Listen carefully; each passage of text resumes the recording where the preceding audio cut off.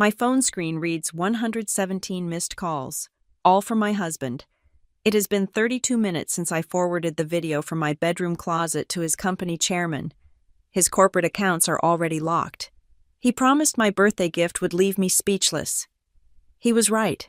I just sit here, listening to the phone buzz again. My name is Valerie Powell, and I am sitting in the quietest kitchen in all of Ridgewater, New Jersey, watching my phone try to vibrate itself off the edge of the marble island. The screen is a frantic, glowing record of my husband's panic. 117 missed calls, all from him, Nathaniel Nate Powell, the golden boy of Helios Meridian Holdings, the sharpest investment director on the East Coast, and a man who, until about an hour ago, believed he had arranged his entire world with perfect, insulated precision. It has been exactly 32 minutes since I pressed send. The email was simple. It was addressed directly to Harold Trent, the chairman of the board at Helios, a man Nate plays golf with every other Saturday, a man whose wife I exchange polite, meaningless chatter with at corporate fundraisers.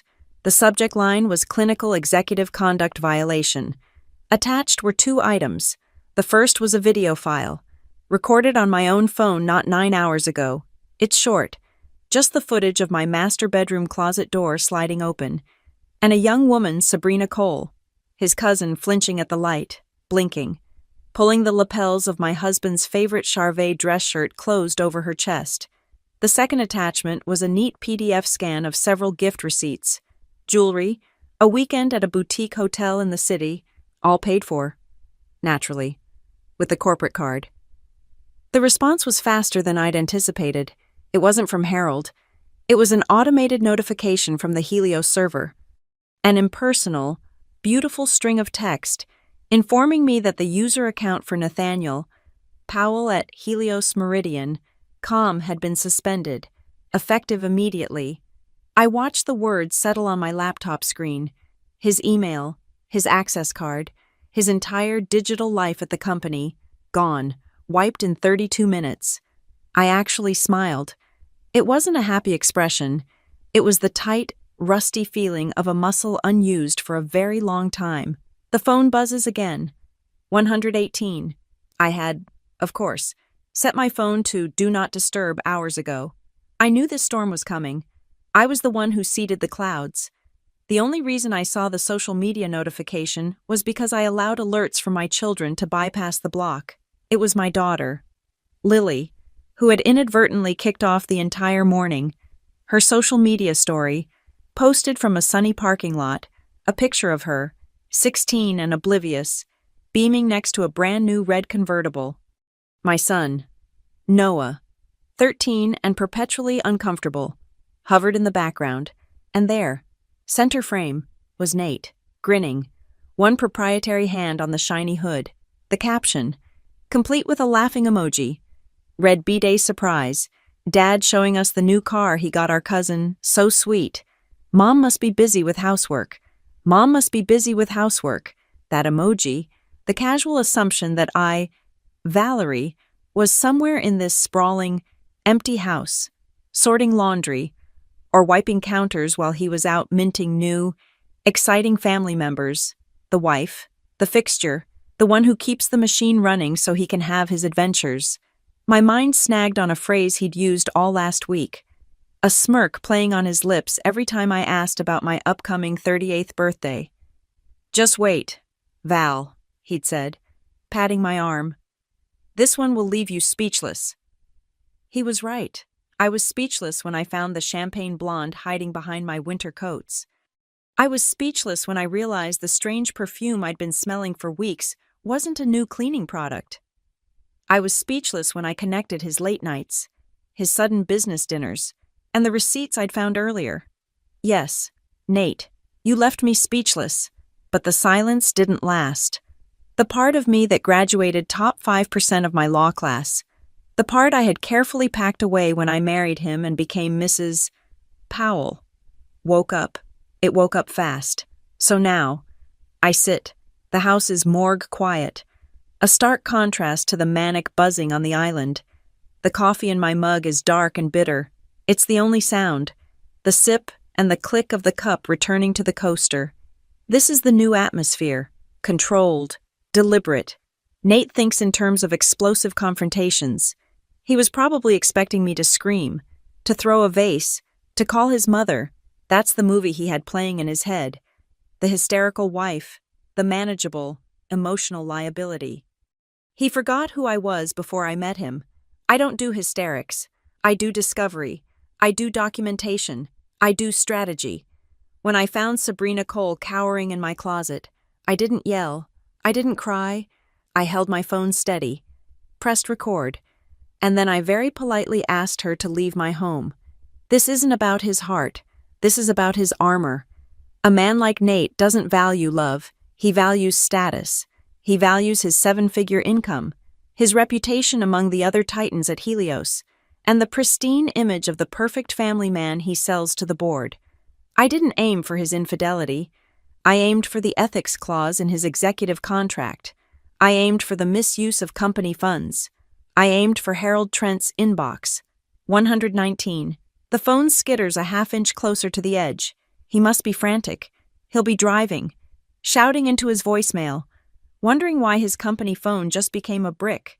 He's probably trying to call his assistant, his boss, maybe even Harold himself.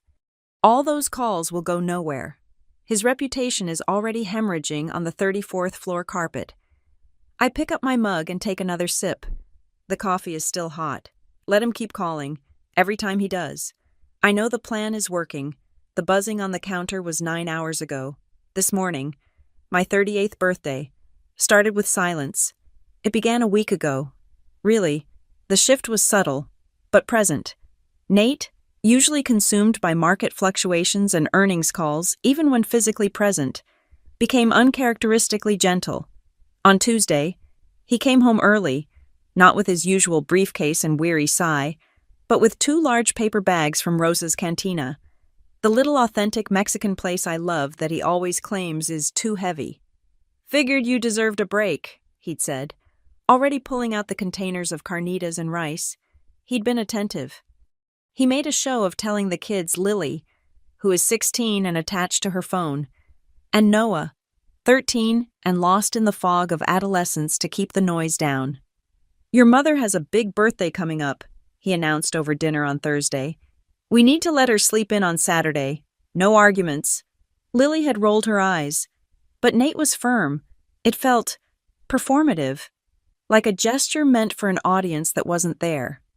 Then came the cousin. "Oh, heads up," he said casually last Sunday, looking up from his laptop. "My cousin Sabrina is moving to the city, from Seattle." I paused, midway through sorting the mail. "Cousin from which side?" "My dad's. You wouldn't know her. She's young, just starting out, doesn't know a soul." He'd waved a hand dismissively. "She might need some help getting settled. I told her I'd be her point of contact. I'm not a naturally jealous person. I was a lawyer. I operate on evidence, not suspicion." A struggling cousin from Seattle seemed plausible, annoying, perhaps, as I knew, help getting settled would translate to Nate throwing money at a problem, but not sinister. "Okay," I'd said, and returned to the bills. That was the foundation he laid. Kindness, plausibility, the perfect setup. This morning, I woke up to it. The silence. It wasn't the peaceful, "Let Mom sleep," quiet he had promised. It was an empty house quiet, the sterile, unsettling stillness of a home where no one else is. No distant television, no clatter of cereal bowls, no brewing coffee. The automatic pot I set every night was cold. The carafe empty. He'd turned it off. I checked my phone. No happy birthday text on the lock screen. No messages from the kids. I padded downstairs, my bare feet cold on the hardwood. The kitchen was spotless. The note on the counter was just the weekly grocery list. No card, no flowers. A prickle of unease, not yet anger, started in my chest. I opened my social media, a habit I usually saved for later, and there it was. Lily's new reel, posted 15 minutes ago.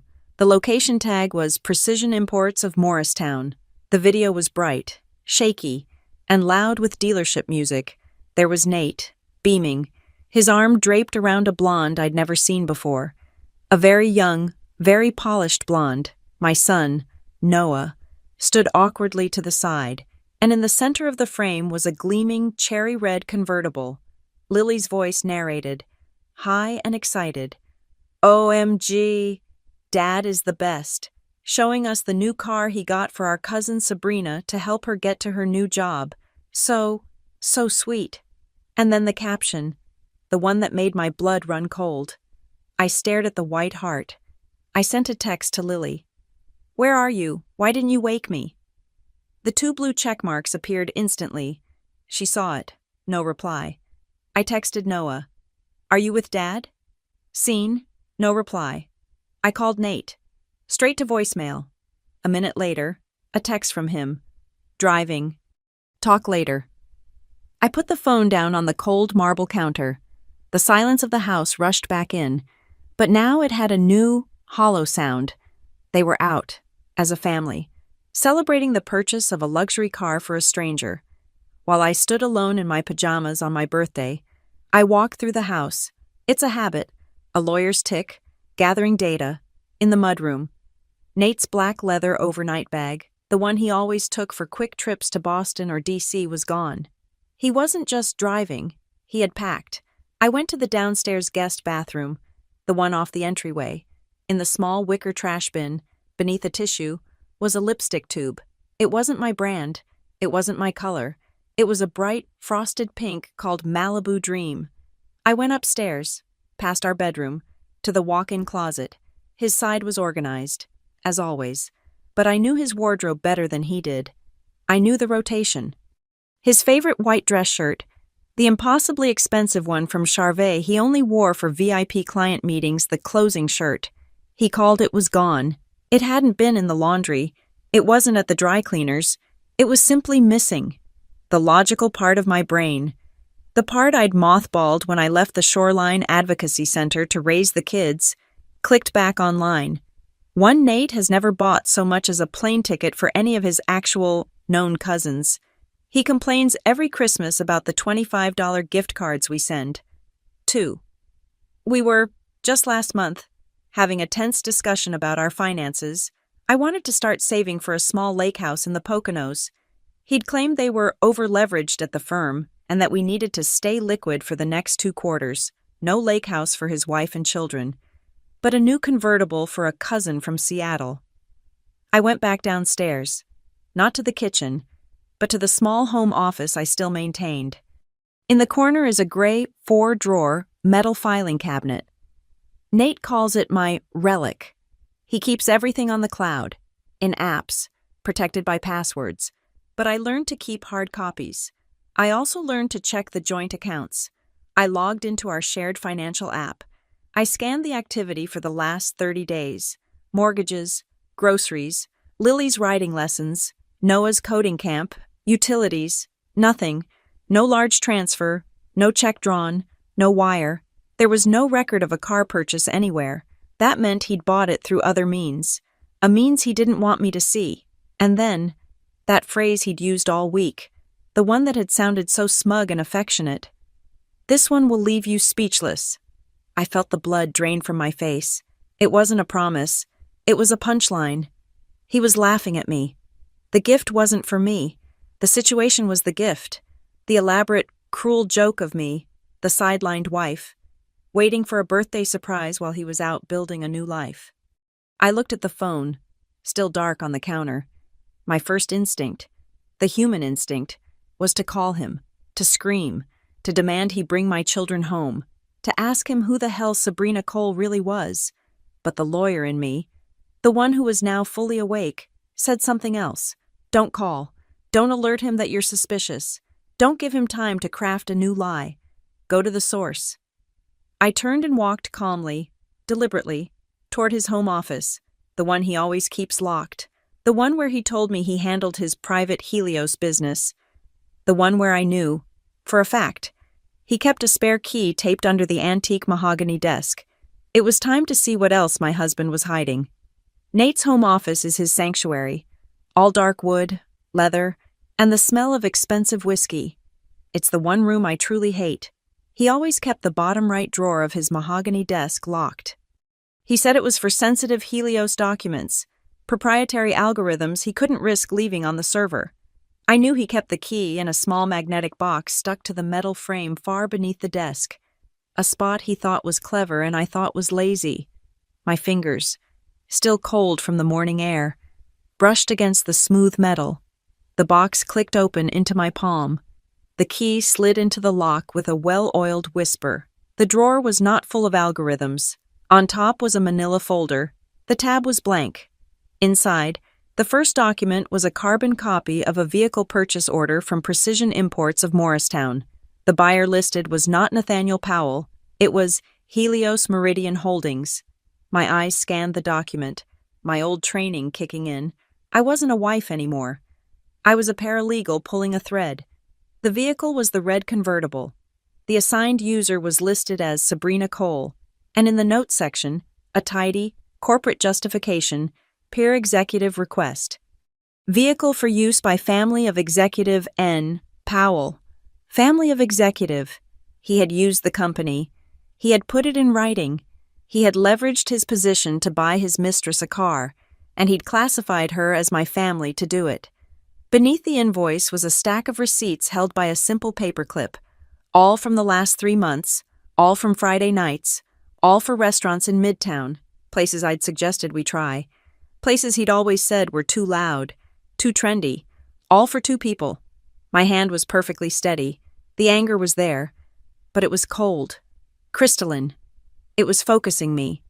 Tucked in the back of the drawer, beneath a stack of old stock option grants, was something else. A cheap, prepaid Android phone, the kind you buy at a drugstore for cash.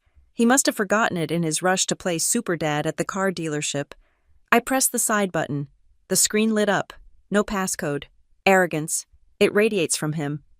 He believed himself so insulated by his money and my compliance that he didn't even need to lock his burner phone.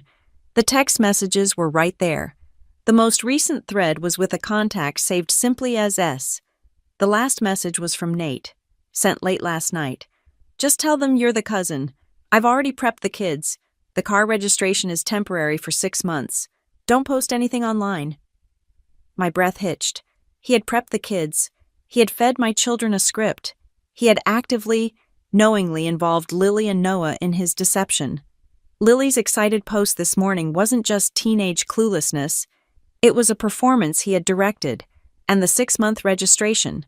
A trial period. How generous. I scrolled up. The messages were a mix of logistics and banal flirtation. And then I saw it. A message from him, sent 3 days ago. When you can move your wife's stuff out of the closet, you should leave a few of your outfits there. I want you closer to me. I read the words twice. Closet, wife's stuff, my closet. Which closet? Whose closet? The implications were grotesque. He wasn't just bringing her to Midtown. He was bringing her here, into our home, into my space. The phone felt toxic in my hand. I opened the calendar app. It was sparse, mostly just reminders, but they were damning. Every Thursday afternoon, a recurring 2-hour block labeled S, every Thursday afternoon for the last 2 months. That was his standing strategy meeting with the West Coast team, a meeting he always took from home, insisting he needed total quiet, a meeting that, I now realized, perfectly coincided with the 2 hours I was reliably out of the house for my standing Pilates class. The final piece clicked into place. Nate had insisted on installing a full, state-of-the-art security system 2 years ago. For the kids' safety, he'd said. He loved showing it off to guests, pulling up the feeds on his phone. The cameras covered every entryway, every hall, including the hallway on the 2nd floor. Right outside our master bedroom, I left his office, leaving the drawer open, the phone on his desk. I walked to the main security panel by the kitchen. I tapped the screen, selected camera feeds, and pressed Hallway 2F. The image that flickered to life was not the one I was used to seeing. The angle was wrong. The camera, usually aimed directly at the double doors of our bedroom, was tilted significantly upward, showing nothing but the ceiling molding and the top 3 inches of the door frame. I accessed the event log, The camera position had been manually altered 3 days ago, the same day he sent the text about the closet. He hadn't just brought her here. He had disabled the surveillance to do it. My legal mind, the one I'd been told was too aggressive for a corporate wife, was now screaming. This wasn't a domestic dispute. This was a violation of contract. I remembered Nate, smug and proud, explaining his new executive compensation package. It included a morality clause, a standard, fussy bit of corporate speak that boards put in to protect the company's image. It stipulated that any executive engaging in behavior that could bring public scandal, disrepute, or ridicule to Helios Meridian Holdings could be terminated for cause. Using company funds to buy a convertible for a mistress, that was a violation. Bringing that mistress into the home he shared with his family, the very home pictured in the company's Meet Our Team online profiles, that was a violation. Scripting his children to lie about it, that was a public scandal just waiting to happen. He hadn't just cheated on me. He had handed me the gun, the bullets, and a signed confession. He had given me a kill shot, aimed directly at the one thing he loved more than himself, his career. The text message echoed in my head. When you can move your wife's stuff out of the closet. It wasn't a metaphor. It wasn't a plan for the future. My birthday, the empty house, the kids and Nate gone for hours, the lipstick in the guest trash, the missing overnight bag. He hadn't just brought her here on Thursdays. He'd brought her here today, and in his haste to get the kids to the dealership, in his supreme, staggering arrogance, he had left her behind. I turned from the security panel and started, very calmly, walking toward the stairs. I needed to check my closet. I walked up the stairs, my bare feet making no sound on the thick wool runner. The house was still, locked in that specific, unnatural silence.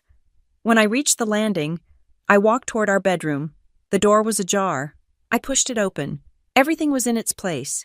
The king-sized bed was impeccably made, the array of beige and cream pillows perfectly arranged. Nate was a fanatic about a tidy bed. He equated it with a tidy mind. Sunlight streamed through the floor-to-ceiling windows, illuminating the sterile peace of the room. It looked like a luxury hotel suite, but the air felt wrong. It was heavy, and it smelled faintly of a perfume that wasn't mine, a sweet, cloying gardenia. And the door to my walk-in closet, a heavy sliding panel of dark oak, was not closed. It was open, just a crack, a dark sliver of an opening, maybe 2 inches wide. I never leave that door open. I am as meticulous about my closet as Nate is about his bed. The blood in my veins didn't run cold. It felt hot and sharp. He had left her here. He had gone out with our children and left his mistress hiding in my closet. My hand went to the pocket of my silk robe. I pulled out my phone. My fingers were perfectly steady as I opened the camera application, selected video, and pressed the small red button. The REC timer began to tick upward in the corner of the screen. It was an old instinct from my days at the advocacy center. Never enter a hostile negotiation without a record. Protect yourself. I held the phone at chest level, lens forward, and walked across the plush carpet. I didn't make a sound. I stood in front of the door for a second. I could hear breathing, a shallow, quick inhale. With my free hand, I gripped the recessed brass handle and slid the heavy door open. It moved with a smooth, expensive whoosh. She was huddled in the back, behind my rack of winter coats, trying to make herself small among the cashmere and wool. She flinched violently at the sudden light, throwing a hand up to shield her face. She was young, 26, maybe 27. Her hair was a brassy, bleached blonde, the roots dark. She was thin, swimming in the shirt she was wearing. It was Nate's favorite shirt, the white Charvet, the one he called his closing shirt. Her feet were bare, except for a pair of white, terry cloth slippers embossed with the logo of the Greenwich Hotel. Her eyes, wide and terrified, darted past my shoulder, searching the empty room for Nate. He wasn't there. There was only me, and the small, dark eye of my phone's camera. "Oh," she gasped, stumbling forward. She tried to muster a smile, but it was a sickening, panicked grimace.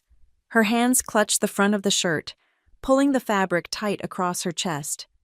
"Oh, God, you must be Valerie. I'm Sabrina." I said nothing. I just held the phone. "I'm Nate's cousin," she rushed on, the words tumbling out in a rehearsed cascade. "From Seattle. He went to get the kids. He told me to wait here. I heard you moving around, and I didn't want to startle you. I know we haven't been introduced, so I thought I'd wait in here. This looks so bad." "I know." She laughed, a high, thin sound that died instantly. She was still looking for him. "Please," I said. My voice was low, perfectly calm. It didn't even sound like mine. "Come out."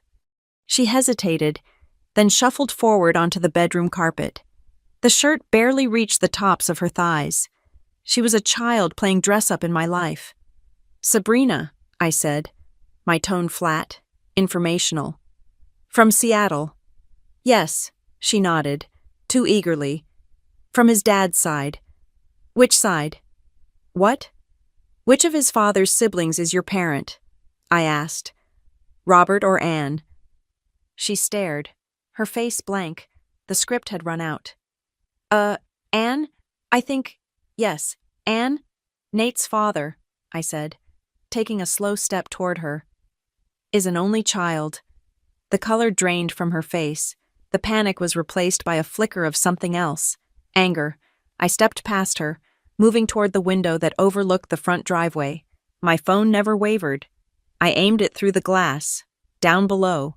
Parked directly behind my own familiar SUV was the gleaming cherry-red convertible from Lily's social media post. Its presence in my driveway felt like a physical assault. He hadn't just bought her a car. He had brought her here, to my home, to give it to her. He had let her change out of her clothes and into his shirt, in my bedroom, in my closet. The sheer, profound depth of the disrespect was staggering. He didn't just disrespect me. He had erased me. He had made my most private space a stage for his sordid little play. I turned back to her. The fear was gone. Her chin was up. The brittle, defensive shell of a cornered mistress had snapped into place. "Look," she said, her voice suddenly hard. She crossed her arms, an act she probably thought looked defiant, but which only pulled the shirt tighter. "Nate said you were cool. He said you two, had an understanding." "Did he?" I said. "He said you wouldn't care. He said you were busy with your life and he was busy with his. He said his wife was practical." She tossed her bleached hair. "And the kids know I'm the cousin. They already like me. Lily and I are practically friends." She thought this was a negotiation. She thought she had leverage. She thought I was the cool wife, the practical wife, the wife who would sigh and look the other way because the financial arrangement was too good to disturb. I took one step toward her. I lowered the phone slightly, but the red light was still on. "You are going to leave now," I said. My voice was quiet, but it cut through the silence of the room. "You can't just," she started, her voice rising. "You will go into the bathroom," I interrupted, gesturing with my head. "You will find your clothes. You will put them on. You will not take that shirt, and you will not take those slippers, and you will walk out my front door." I paused, letting the silence stretch. "And then," I continued, "you are going to wait for an email. It will, I imagine, come from the legal department of Helios Meridian Holdings." Her bravado shattered. What are you talking about?" "I am talking about this," I said, raising the phone slightly. "I have just filmed this entire encounter. I have filmed you, in my husband's shirt, in my closet, admitting to this arrangement, and I am sending this video, along with the corporate invoices for that car in my driveway, directly to Harold Trent, the chairman of the board." Her face was a mask of pure panic. You'll ruin him. You'll ruin yourself." "You need to leave," I said. I stepped aside, clearing her path to the door. "Politely? Now?" she scrambled. Her own clothes, a pair of ripped jeans and a cheap, sequined top, were in a heap by the ensuite bathroom door. She snatched them up, her hands shaking, and ran from the room. She didn't look back. I did not watch her go. I stood for a moment, listening to her frantic footsteps clatter down the main staircase. I heard the front door open, then slam shut. I walked back to the closet and slid the heavy oak door closed. It shut with a solid, final thud. I pressed the stop record button on my phone. I walked out of the bedroom, down the hall to my own study, and sat at my desk. I plugged the phone into my laptop. The file transferred in seconds. I dragged it from the phone's drive to my desktop. I right-clicked. Rename. My fingers were ice cold, but they did not shake. Executive Nathaniel Powell. Misuse of company funds, inappropriate relationship with cousin. Recorded at private residence. I opened a new email. I typed Harold Trent's private address into the to field. I attached the video file. I attached the scans of the receipts from Nate's desk. And then I began to write. The video was the core, but a good lawyer never rests on a single piece of evidence. A good lawyer builds an unassailable case. Nate's defense would be that this was a one-time mistake, a moment of weakness. I needed to prove it was a pattern, a deliberate, calculated, and long-term abuse of his position. I opened the bottom drawer of my own desk, the one filled with old contacts and files from my previous life. I flipped through a worn Rolodex until I found the card I was looking for. DeAndre Mills, head of corporate security, Helios Meridian Holdings. I had met DeAndre 3 years ago. His younger sister was in a terrible lease agreement, and her landlord was threatening eviction. Nate had brushed it off, but I'd seen the panic in DeAndre's eyes. I spent a Saturday afternoon drafting 2 letters, pro bono, citing the specific New Jersey housing statutes that protected her. The landlord backed off within an hour. DeAndre had been profusely grateful, telling me to call him if I ever needed anything. Day or night, today was the day. I dialed his direct line, composing my voice into the warm, slightly flustered tone of a busy corporate wife. DeAndre Mills. His voice was deep, professional. DeAndre, hi, it's Valerie Powell, Nate's wife. Mrs. Powell, a pleasure. It's been a long time. Is everything all right? Everything is fine, thank you. I lied smoothly. Listen, I have a somewhat unusual request, and I was hoping you could help. It's a little silly. You know Nate's big 5-year anniversary of Making Directors coming up, and I wanted to put together one of those This Is Your Life videos for a party. Just a small surprise for him. That's very thoughtful, Mrs. Powell. Well, I'm trying. I laughed lightly. Here's the thing. I'm trying to get some candid footage of him at the office, just to splice in. You know, him being the boss.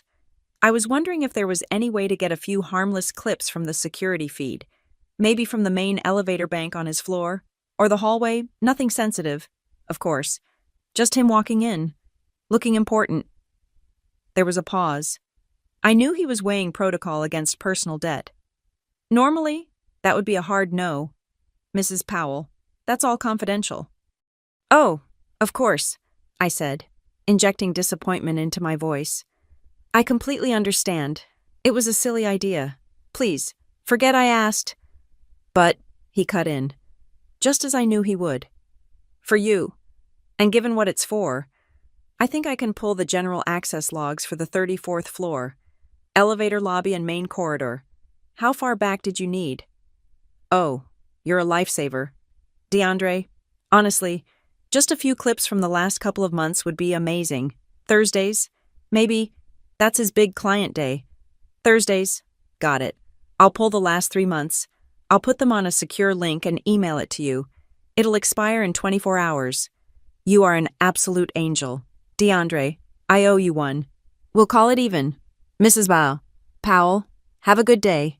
The email arrived 10 minutes later. The link opened to a secure server, displaying a grid of dated video files. I opened 3 other windows on my desktop. The first was the burner phone's calendar. The second was Sabrina's Instagram profile, which, in her infinite wisdom, was public. The third was the video feed archive. I started with the most recent appointment on Nate's calendar. Last Thursday, I clicked the corresponding video file. I watched Nate exit the elevator at 5:30 p.m., his strategy call time. I fast-forwarded. At 5:42 p.m., the elevator doors opened again. Sabrina Cole stepped out. She was wearing sunglasses indoors. She looked left, then right, and walked directly toward the private executive suites. I checked her Instagram for that day, a post from around 8 p.m., a selfie, pouting at the camera, a flute of champagne in her hand, the caption, "Thursdays are for spoiling," the geotag, Midtown, click, I went back 2 weeks, the same pattern. Nate arrives, 10 minutes later, Sabrina arrives, I went back a month, 2 months, 3 months. Every single Thursday that Nate had his West Coast call, Sabrina Cole had entered the 34th floor of the Helios building 10 minutes later. They were walking out together, side by side, in the late-night footage. Usually around 9 p.m., this wasn't a mistake. This was a routine. Next, I opened our joint American Express statement. I put it side by side with Sabrina's Instagram feed. It was laughably easy. A charge for $500 at the Serene Spa, dated 3 weeks ago. Nate's calendar said, Client Entertainment R. Haas. Sabrina's Instagram from that day, a photo of her feet in a marble foot bath. This girl needed a full day of pampering spa grateful. A charge for $800 at Balthazar. Nate's note. Team dinner, Sabrina's post. A picture of a seafood tower. Oysters and champagne to celebrate just because best life. A charge for $2,200 from Saks Fifth Avenue. Nate's note. Client holiday gifts. Sabrina's post from the next day posing in her apartment mirror with a new, very recognizable Gucci handbag. He hadn't even bothered to be creative. He was just funneling company money directly to her, and I, the practical wife, had been signing off on the expense reconciliations every month without a second glance. I had everything. I sat at my laptop and composed the email. My tone was not that of a wife, it was that of a whistleblower.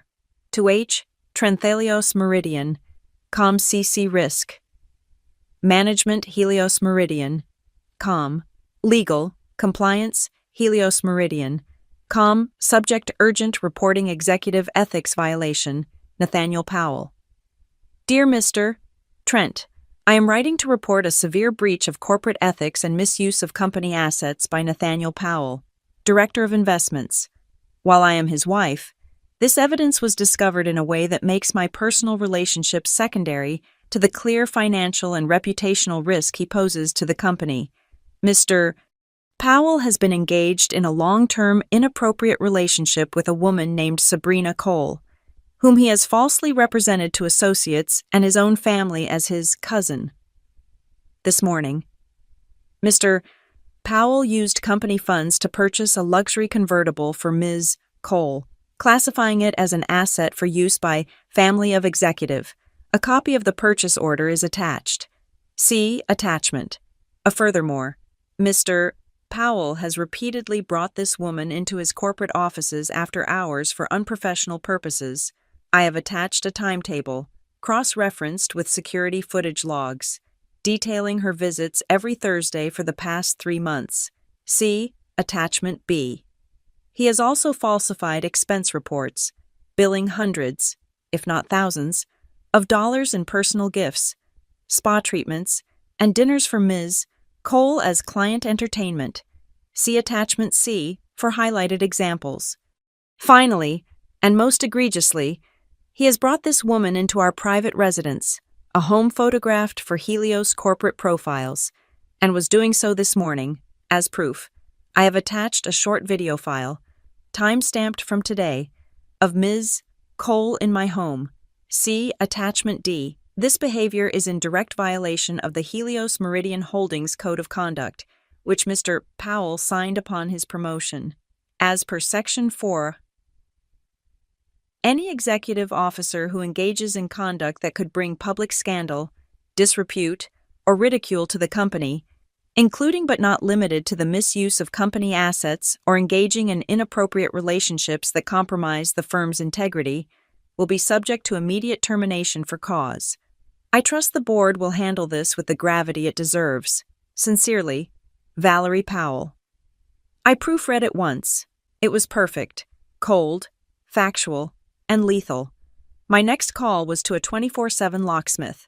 I scheduled them to arrive in 1 hour. New locks for every door. I also had them reset the administrative codes for the entire smart home system, the security, the lights, the garage. By the time Nate arrived, his keys and codes would be useless. My second call was to Sarah Jensen, an old friend from law school now running the Eastport Women's Legal Collective. "Sarah, it's Val. I have a situation," I said. "Val, my God. Are you okay?" "I'm fantastic. I need to know the fastest way to get a temporary emergency freeze on joint marital assets. I have definitive proof of dissipation of funds for an extramarital affair, including purchases made with corporate accounts that will now be subject to clawback. I need to protect my share before he does." Sarah was silent for a beat. "Okay," she said, her voice all business. "I can have the petition drafted in 20 minutes. Meet me at the courthouse." I hung up and looked at my phone. No calls from Lily or Noah.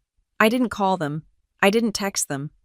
They were part of Nate's performance, and they would have to see the end of the show, letting them feel the chill of his panic, his anger, his desperation.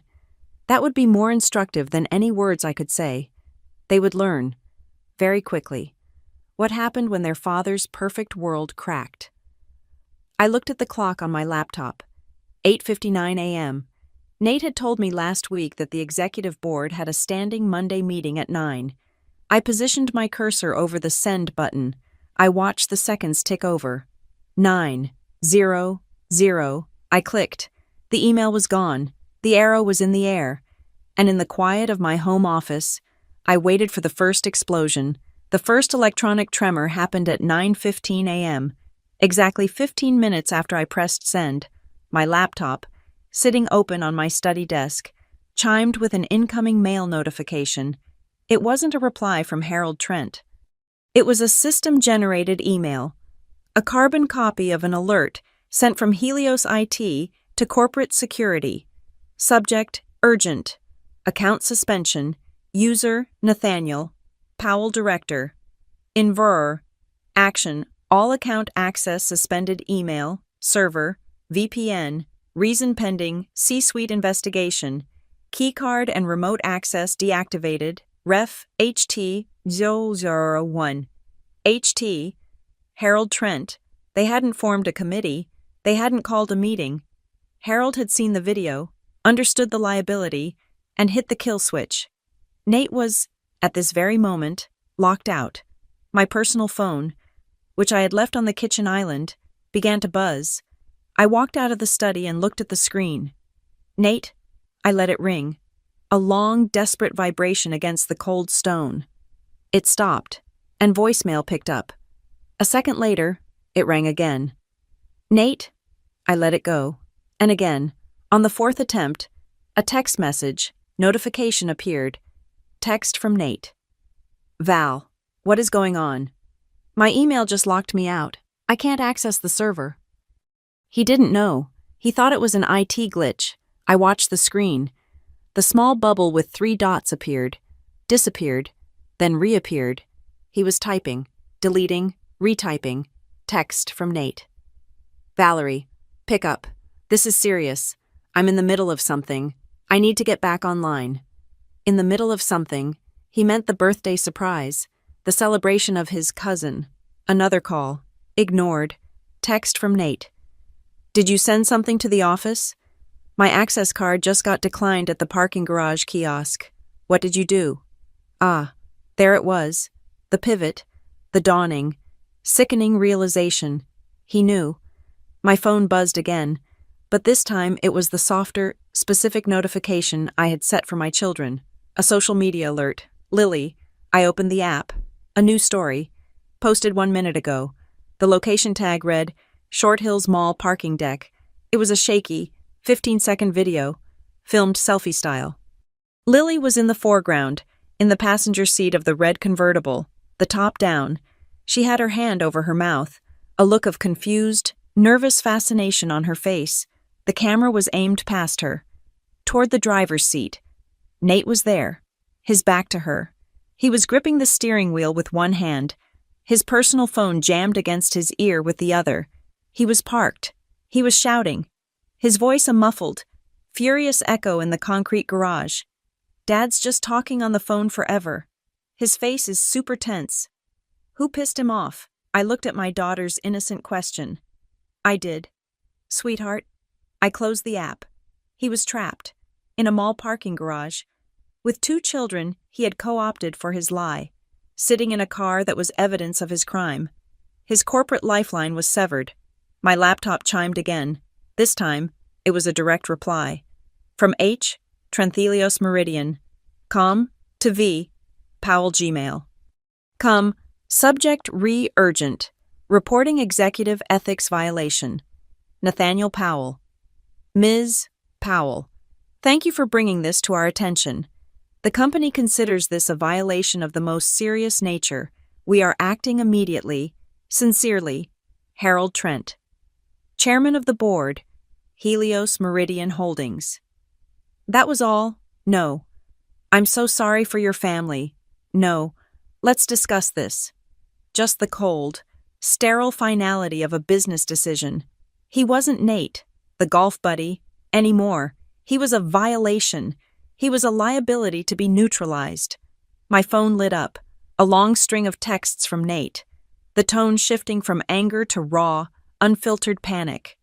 Text from Nate. Valerie, please, call me. We can talk about this. Whatever you saw, whatever you think, we can talk. Text from Nate. Okay, I know what this looks like. You're angry. I get it. I messed up. But you cannot do this. You cannot involve the company. This is family business. Text from Nate. You are shooting yourself in the foot. Val. You're shooting the family in the foot. My income pays for this house. It pays for Lily's horse. It pays for Noah's camp. You blow this up. You're blowing everything up. We can handle this privately. Just call Harold back. Tell him it was a misunderstanding. Tell him you were emotional. Tell him I was emotional. He still thought he could manage me. He thought the money was the only weapon that mattered, and that he was the only one who held it. He had no idea I had already met with Sarah Jensen at the courthouse. I ignored his texts and made my next call. I dialed the private client line for our joint bank. Good morning. This is Valerie Powell, I said. My voice was crisp. My husband and I are joint holders on the Black Card account, number ending in 4022. Yes, Mrs. Powell, how can I help you today? I need to report a series of highly unusual and unauthorized transactions. I have reason to believe my husband has been dissipating marital assets.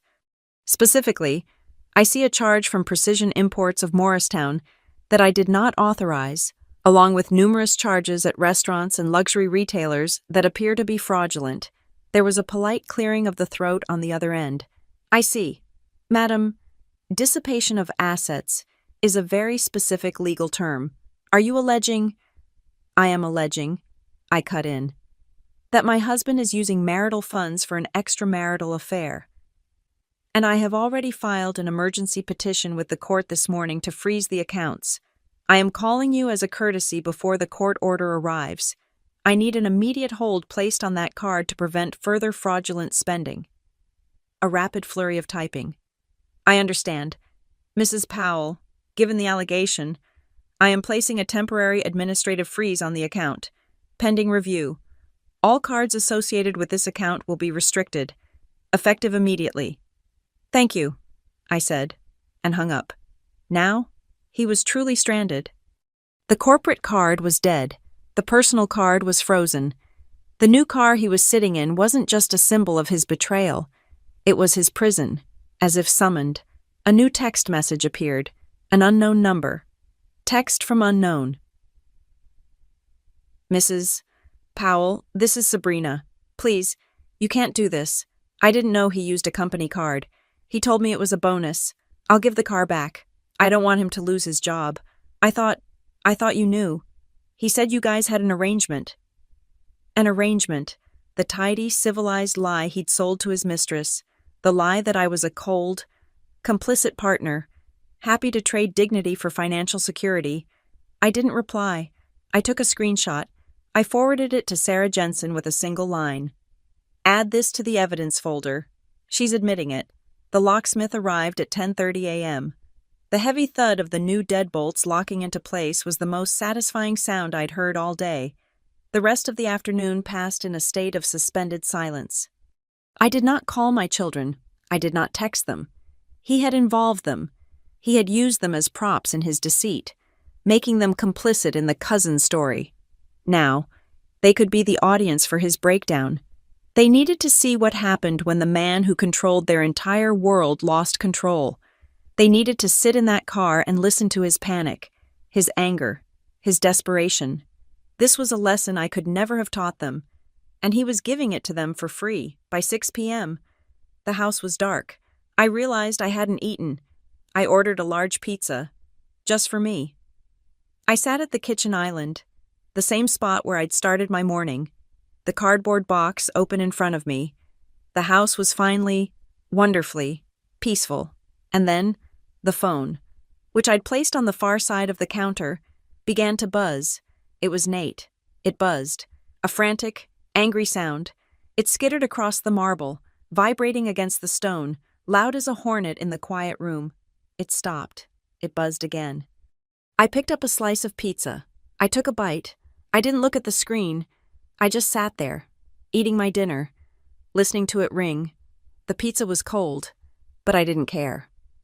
I was halfway through my third slice when my phone, silent for almost an hour, rang again. It wasn't Nate's frantic, obsessive buzz. It was Lily's ringtone, a pop song I'd long since grown to hate. I put the slice down and picked up the phone. Lily. Her voice was thin, choked with tears and the whine of a fast-moving car. Mom, what did you do? I closed my eyes. The manipulation. He was already doing it. He's screaming. He's crying. He says you ruined his career. He says his life is over. What did you do? I kept my voice perfectly level. Lily, are you and Noah safe? Where are you? We're almost home. He's driving really fast. Mom, he says you called his boss and told them lies. He says you're trying to destroy him. Why would you do that? He hadn't just been calling me. He'd been spending the last 9 hours crafting a narrative for his children, painting himself as the victim. Lily, listen to me, I said slowly, deliberately. I did not tell any lies. When you get home, you can park in the driveway. I will let you and Noah in, and then I will show you what your father was hiding in my closet this morning. There was a sharp intake of breath on her end. What? What are you talking about? I'll see you in 5 minutes, I said, and hung up. I stood up and walked from the kitchen to the foyer. I turned on the bright overhead light. I turned on the porch light. I stood by the door and waited. 3 minutes later, headlights scythed across the front windows. The powerful beams of the red convertible, the engine, a low, aggressive rumble, was cut. I heard 2 car doors slam, then a third, heavier one. Footsteps on the stone path. Heavy, fast, furious footsteps. A key scraped against the new, high-security lock plate. It scraped again. A frantic, scratching sound. It was his old key. It was useless. A heavy fist slammed against the solid oak. Boom! Valerie, open this door. Open the goddamn door right now. The wood vibrated. I heard Lily's voice, small and terrified. Dad, stop. You're scaring us. Just stop. Get back in the car, both of you, he roared, not at them, but at the door. This is between me and your mother. Boom, boom. Valerie. I unlocked the new deadbolt. I turned the handle. I opened the door exactly 12 inches. He was standing there, his face purple, his tie undone, his eyes wild. He looked like a man who had fallen from a great height. Lily and Noah were huddled together at the bottom of the steps, pale and frozen in the harsh white light of the porch. Lily, Noah, I said, my voice cut through his rage. Get inside, now. They didn't hesitate. They scrambled past him, up the steps, and darted through the narrow opening into the foyer. Noah was already sobbing. Nate saw the gap. He lunged, trying to shoulder his way in. "Don't you shut me out of my own—" I slammed the door. The force of it shook the frame. I shot the deadbolt home. The thud was deep and final. On the other side, he let out a guttural, animal sound of pure rage. He hammered on the door again, screaming my name. I turned my back to it. Lily was pressed against the wall, shaking. "Mom!" Noah was crying openly. "Why is Dad outside, Mom? Let him in. He's yelling." "Come to the kitchen," I said. I walked back to the island, to the scene of my cold dinner. The kids followed, drawn into my circle of calm. The pounding on the door provided a frantic, percussive rhythm to the scene. I picked up 2 sheets of paper from my printer tray. I had printed them hours ago, right after I'd made the call to Sarah. I handed the first one to Lily. It was the still frame I had captured from the video, clear as day. Sabrina Cole, wrapped in Nate's white shirt, cowering between my hanging suits. The digital timestamp was in the bottom corner. Lily stared at it. "Who? Who is that?" Her voice was a whisper. "That," I said, "is Sabrina, your cousin." I watched the word land. I watched her 16-year-old mind connect the dots. The giggling girl in the car, the white heart emoji, the woman in her father's shirt, hiding in her mother's closet. "No," Lily whispered. "That's not—" Dad said. I handed her the second sheet of paper. It was the scan of the purchase order from Nate's desk, the logo for Helios Meridian Holdings at the top, the vehicle description for one red convertible, and the assigned user, Sabrina Cole. Family of executive. Lily's face crumpled. It was not a child's sadness. It was the complex, burning humiliation of an adult. She understood, instantly, that she had been used, her social media, her excitement, her very presence. It was all a prop, a shield for him. "He told me to post that," she said, her voice thick. He said, "Make sure you post it. Show everyone how we take care of family. He made me. Oh God." She dropped the papers on the counter as if they were on fire. Noah was just staring at the closed door, at the source of the terrible noise. "He's mad. Just let him in. Mom, he'll stop if you just let him in." I knelt in front of my son. I put my hands on his narrow shoulders. The pounding on the door stopped. Nate was switching tactics. "Noah, look at me." His tear-filled eyes met mine. "Your father is still your father. You are allowed to love him, and you are allowed to be very, very angry with him, but he did a terrible thing. He broke the rules of our family. He lied, and he hurt me, and he is not allowed to be in this house right now. It is okay to be sad. You're allowed to feel all of it." "Val." Nate's voice came through the door. The rage was gone, replaced by a desperate, pleading wheedle. The voice he used when a client was pulling out. "Val, come on, open the door. Let's just talk. We can talk about this like adults." I stood up. I didn't move toward the door. I just raised my voice to be heard through it. "There is nothing to talk about. Nate, don't do this. Val, please don't turn them against me," he pleaded. "They're my kids. I love them. Don't take my kids away from me." "I'm not doing anything," I called back. "They're right here. They're safe. Unlike the woman you left in my closet this morning."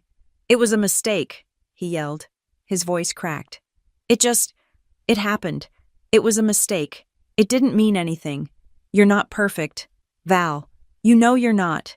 You think I don't remember that weekend you went to Boston? You think I don't know." He was grasping, throwing anything at the wall to see what would stick. I walked to the door. I didn't open it. I pressed my hands against the cool wood, feeling the faint vibrations of his voice. "You brought another woman into my bedroom." "Nate," I said, my voice low but carrying. "You let her wear my husband's shirt in my closet. You used company money to buy your mistress a car, and then you put our 16-year-old daughter in the passenger seat and you made her film a video for your alibi." I paused, letting the truth of it fill the space. "You didn't just lie to me. You pulled them in. You used our children to cover your tracks. You brought them into this first." Complete silence from the other side. He had no defense for that. It was the one accusation he could not spin. I waited a full minute, listening to the sound of his ragged breathing on the other side of the door. "You are not sleeping here tonight." "Nate," I said, my voice flat and final. "Your overnight bag, and 3 others just like it, are packed. They're in the garage. The smart home code has been changed. But I left the garage keypad on the old one. It will work for 1 hour. Get your things, and go." I heard one last, desperate, "Valerie." I turned my back on the door and walked to my children. The next morning, the house was silent, but it was a different kind. It wasn't the empty, hollow silence of my birthday. It was the cold, clinical silence of a procedure underway. By 9 a.m., I was in Sarah Jensen's office at the Eastport Women's Legal Collective. The papers were already drafted. I had been up since dawn, detailing every financial transgression I could remember. "This is the emergency petition," Sarah said, sliding the document across her desk. She was all sharp angles and focused energy, the exact opposite of the warm, empathetic friend I'd had coffee with a month ago. Today, she was a weapon. "We're filing ex parte for an immediate temporary restraining order on all joint assets. The bank freeze you initiated was good, but this is the court order that makes it ironclad. We're citing dissipation of marital assets. You have proof. The judge will sign this by noon." I signed my name where she indicated. My hand was perfectly steady. We were walking out of the courthouse, the sun obnoxiously bright. When Sarah's phone rang, she glanced at the screen. "Alan Russo," she muttered. "He's Nate's guy, the one they keep on retainer for the partners. Expensive, fast, and dirty. Let's take this on speaker." She answered, her voice all brisk professionalism. "Sarah Jensen." "Sarah, for God's sake, tell me this is a joke," a man's voice boomed, dripping with false, backslapping familiarity. "I'm sitting here with Nate Powell. He's devastated. He's been locked out of his own home. His wife won't answer his calls. Now I'm hearing you're at the courthouse. This is all just a terrible, terrible misunderstanding with a family member, a cousin he was trying to help." Sarah and I exchanged a look. "A cousin. Alan. That's the official position you're starting with Bold." "Look, he's helping a young relative get settled," Russo barreled on. "Your client overreacted, threw him out, changed the locks. This looks hysterical. Sarah, we're prepared to file for immediate reunification and access to the children. We'll argue maternal instability." "Alan, stop," Sarah said. Her voice went from brisk to arctic. "Stop talking, before you embarrass yourself or your client any further. I want you to check your email. I've just sent you 2 items. I'll wait."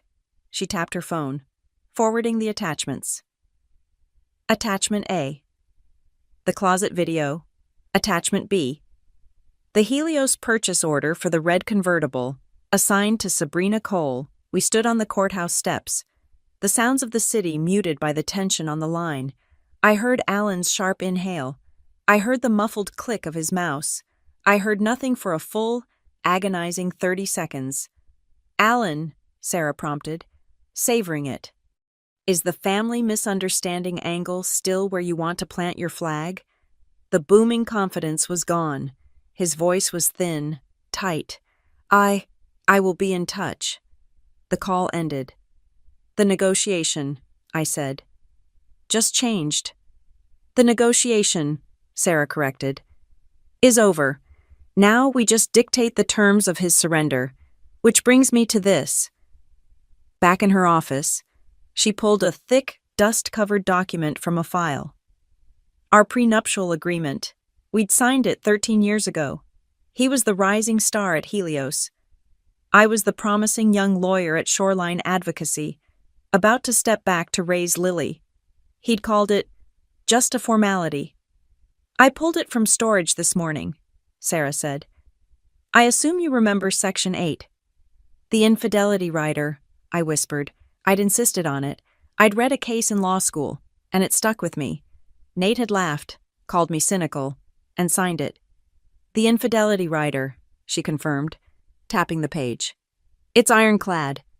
It stipulates that if either party," and I quote, "engages in an extramarital affair and utilizes marital assets in the commission of said affair, said party forfeits any and all claims to the primary marital residence."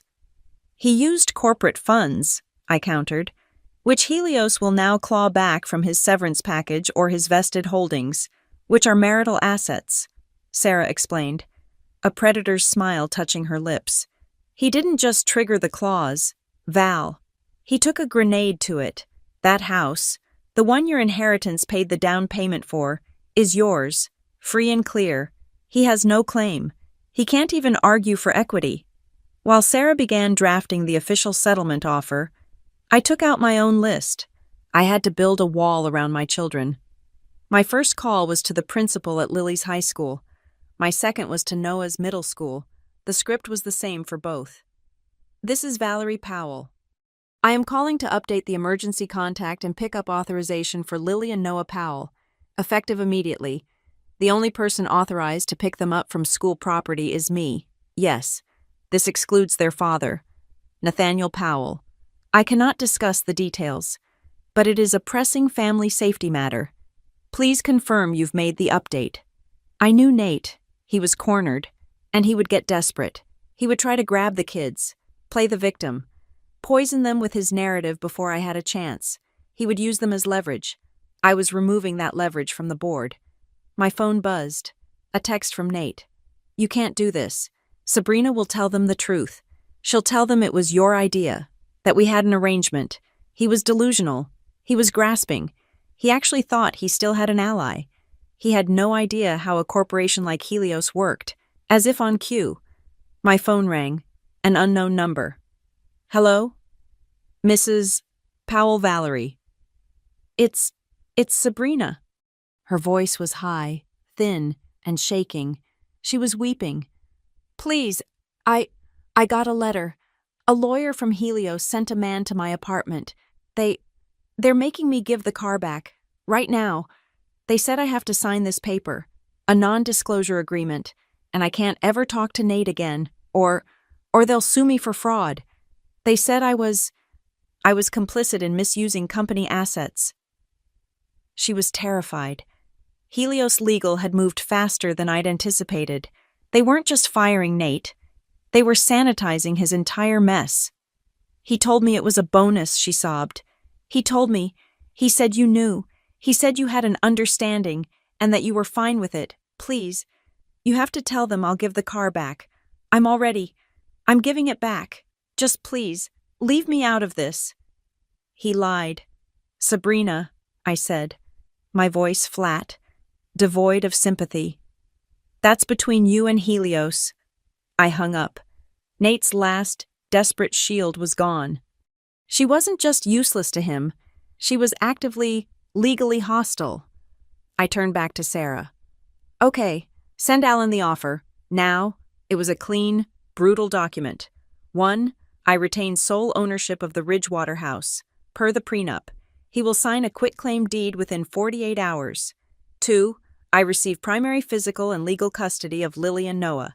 He will have supervised visitation on alternating weekends, to be reassessed in 6 months pending psychological evaluation. 3. We will split all joint liquid assets 50-50 after any and all financial penalties, clawbacks, or fines levied by Helios Meridian Holdings are paid in full from his share. 4. I am waiving all rights to spousal support. Sarah had balked at that last one. "Val, you're entitled. He's a high-income earner. You could take him for years." "I don't want his money, Sarah," I'd said. "I don't want a check from him every month. I don't want that chain. This isn't about the money. This is about control." He signs this, quietly, by the end of the day, and he gets to walk away without me filing a separate civil suit for emotional distress. He gets to save face.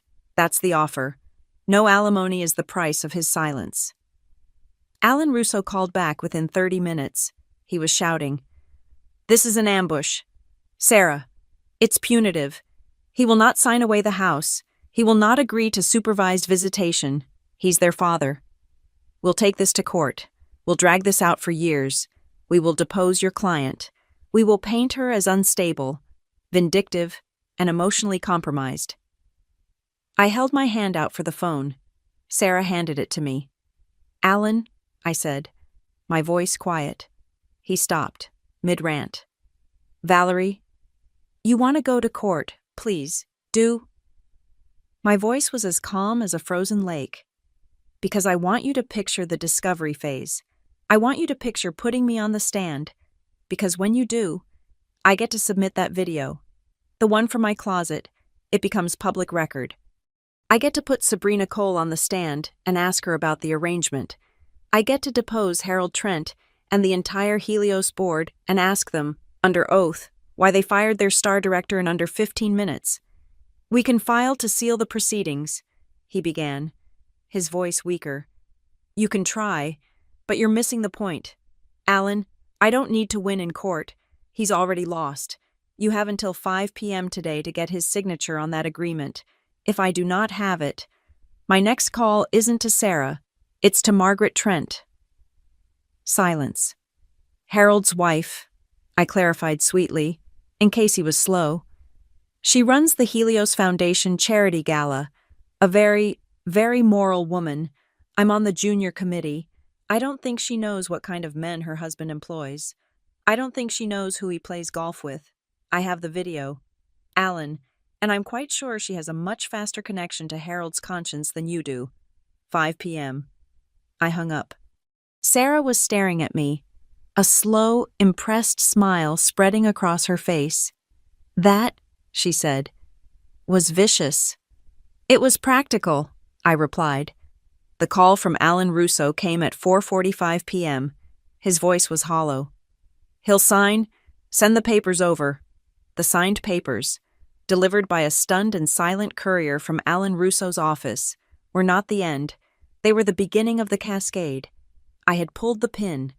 Now, I watched the explosion radiate outward, wave by wave. The first, and most public, detonation was corporate. On Tuesday morning, my phone buzzed with an email, a forward from a friend still working in the legal department at another bank. The subject was simply FYI. Attached was a screenshot of an internal Helios Meridian Holdings memo, from HR Corporate Communications to all staff. North America. Subject personnel announcement. We are writing to inform you that Mr. Nathaniel Powell, Director of Investments, will be leaving Helios Meridian Holdings to pursue other opportunities. Effective immediately. We wish him well in his future endeavors. His client portfolios will be reassigned by EOD today. To pursue other opportunities. The elegant, bloodless, corporate speak for an execution. It was the shot in the back of the head memo. It was the memo that said, "Fired for cause, in disgrace." Anyone in that industry, from the mailroom to the C-suite, knew exactly what that phrase meant. It meant he hadn't just quit. He hadn't been poached. He had been removed.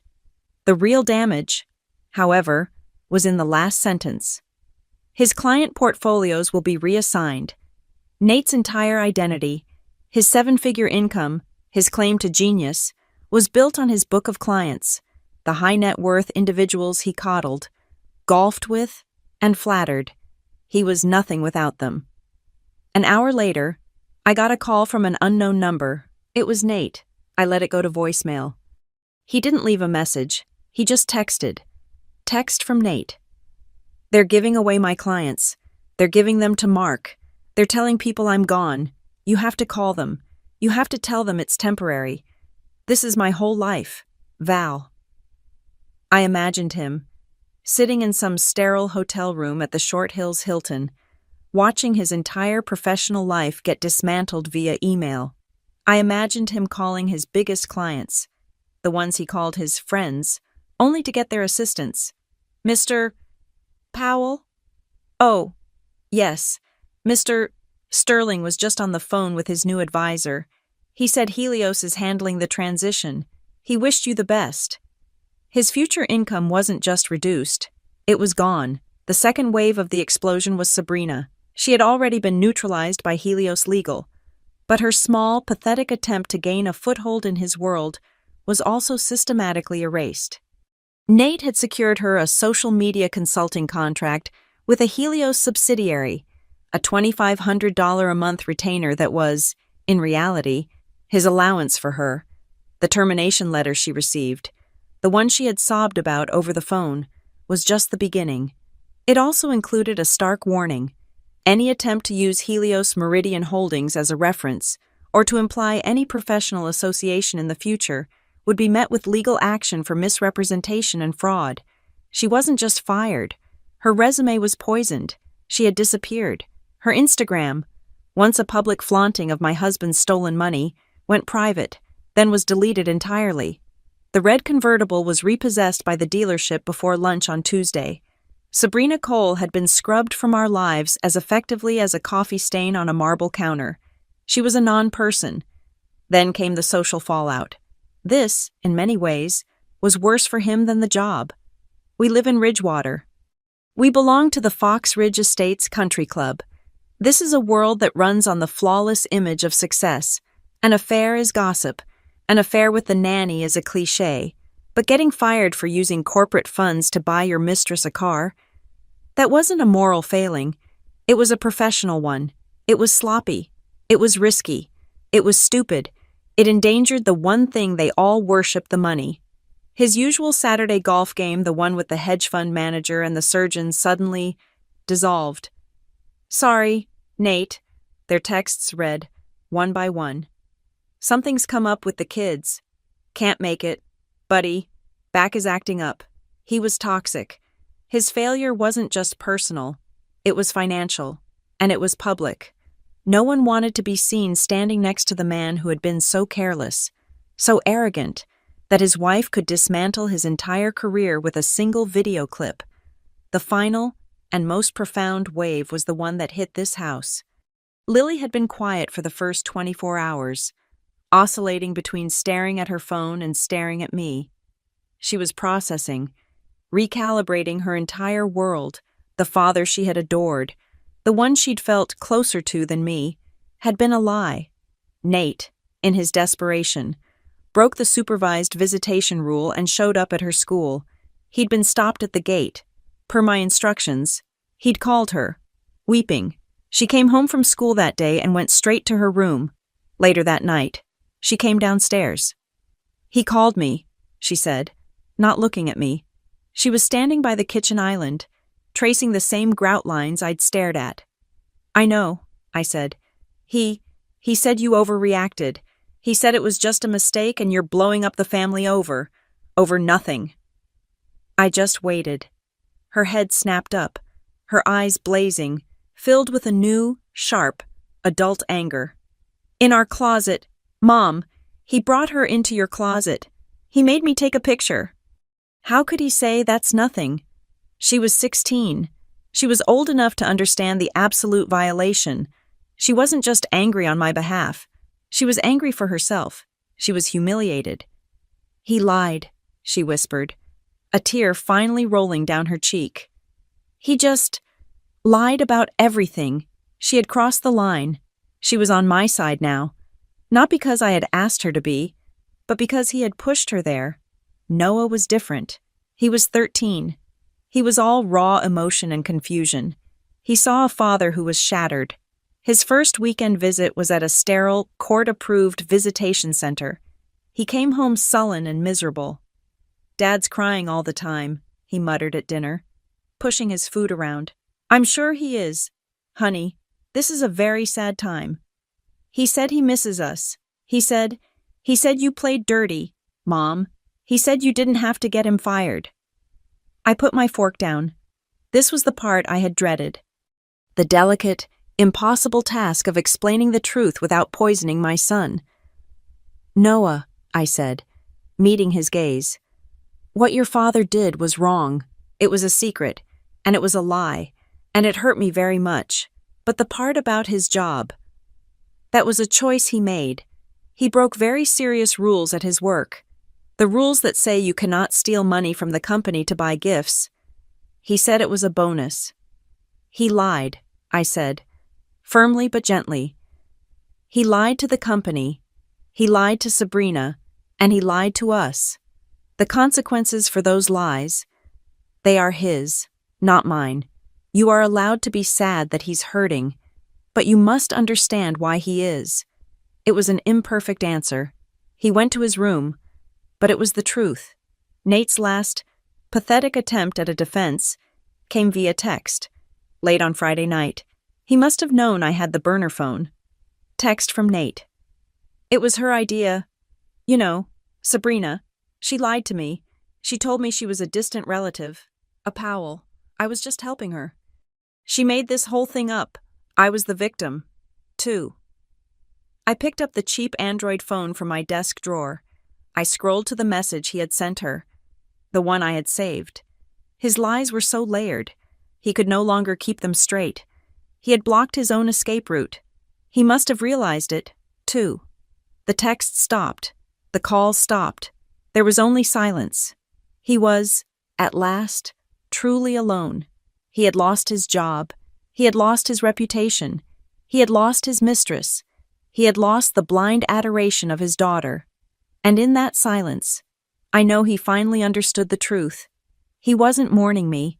He wasn't mourning the love or the history or the family. He was mourning the one thing he had ever truly loved, the perfect, glittering, unassailable image of Nathaniel Powell, the successful man with the perfect family, the man I had just proved never existed at all. All my pieces were in place. The board was set. There was just one final, ceremonial move left to make. The call from Helios Legal came on Wednesday. It was polite, formal, and non-negotiable. They requested my presence for a final meeting to verify the evidence submitted regarding the termination of Nathaniel Powell. They also informed me that Nate and his counsel had been summoned to hear the board's final decision. I was not his wife in this context. I was not the grieving spouse. I was the primary witness for the prosecution. They sent a black car for me. I found this darkly amusing.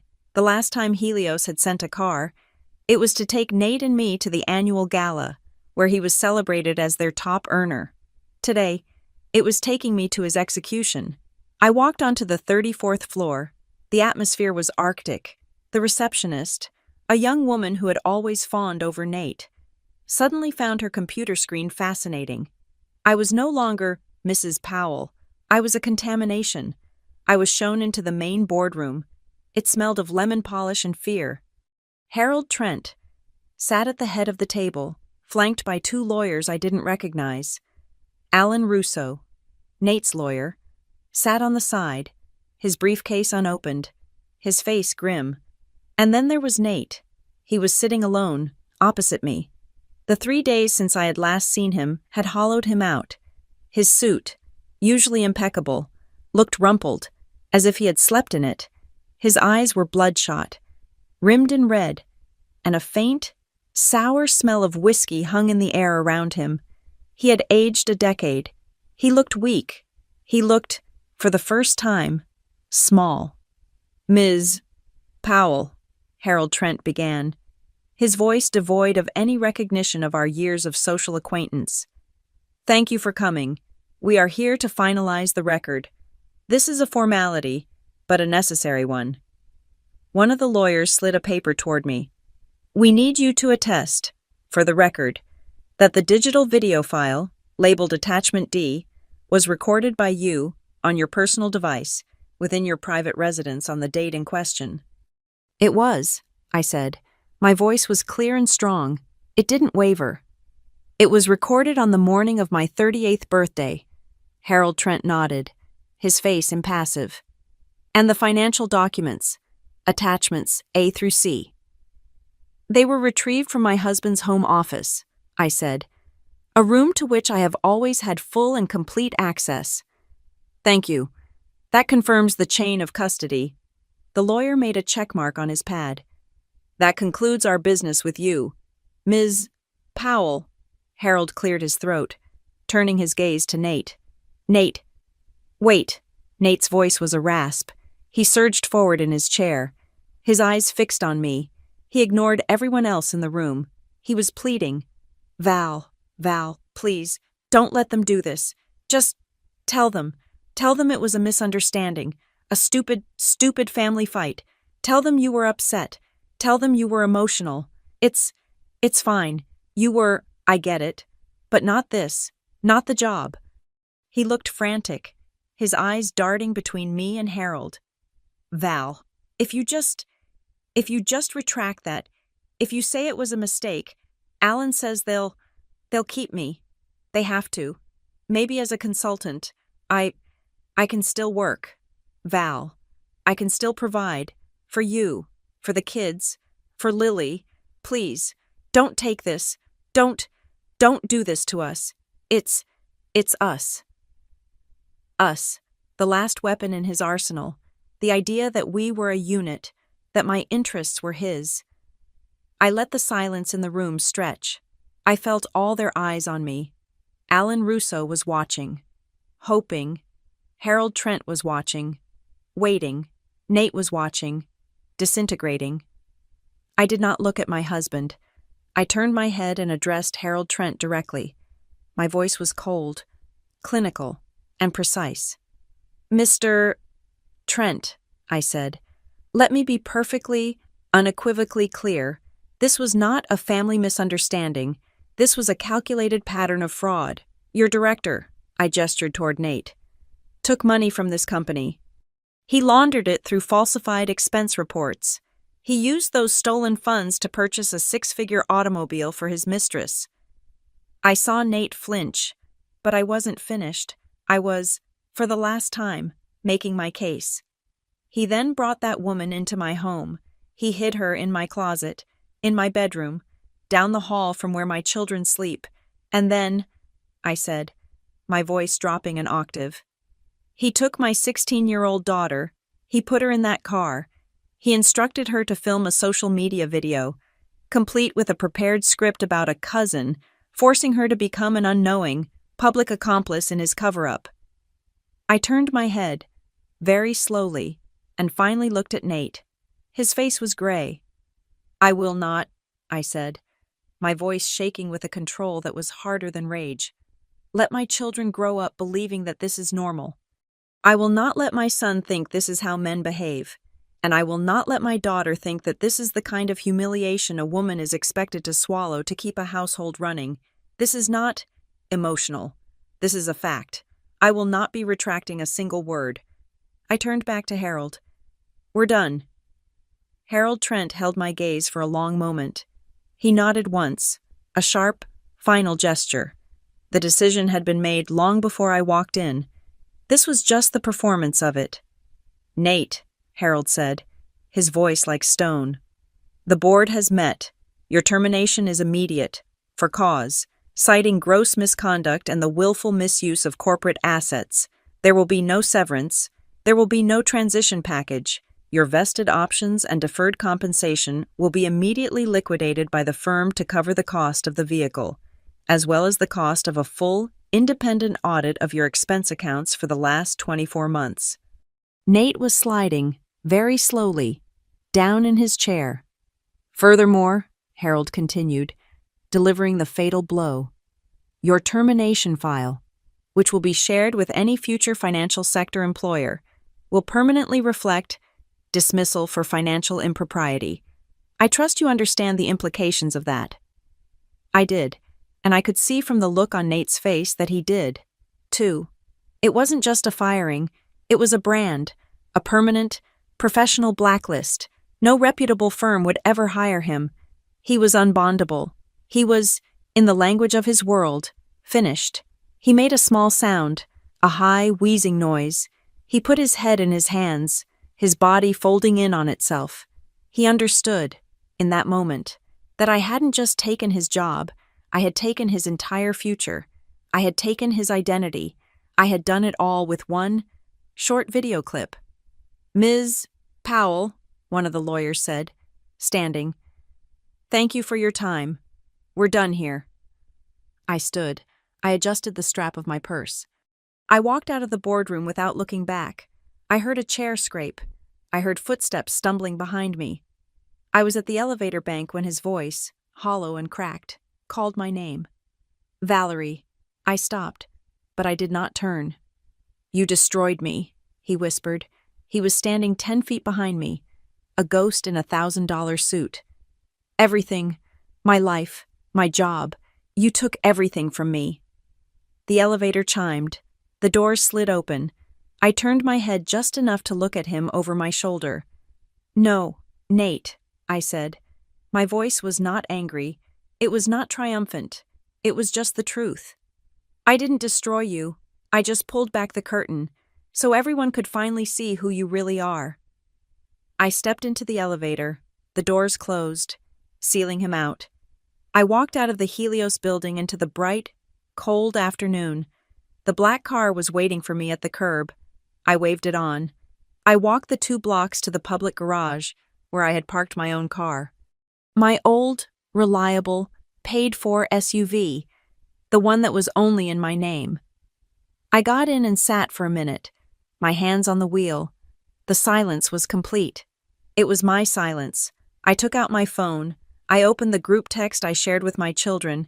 I typed 2 words. It's done. I paused, then added, pizza tonight. I started the engine, pulled out of the garage, and drove home. Thank you so much for listening to this story.